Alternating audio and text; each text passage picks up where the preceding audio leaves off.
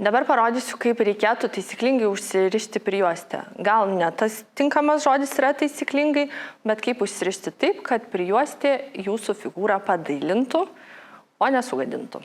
Tai mums reikia, kad jinai būtų pasiūta ant tokio šniurelio, kuris juda laisvai. Prijuostę reikia sulenkti į dvi dalis, lygiai per pusę. Ir tada, va taip, traukti žemyn, ne iki pačio galo. Ir išskleisti. Išskleidus gaunasi du šoniukai paraukti ir viduriukas tiesus. Tai reiškia, kai mes užsidedam prijuostę, ją užsirišam, šoniukai lieka papūsti, o mūsų priekinė pilvo dalis neišsipučia. Tada dar svarbus dalykas yra užrišus prijuostę, sukišti raištelius į vidų, kad jie nesimatytų. Prijuostė turi eiti nuo šoniuko iki kito šoniuko.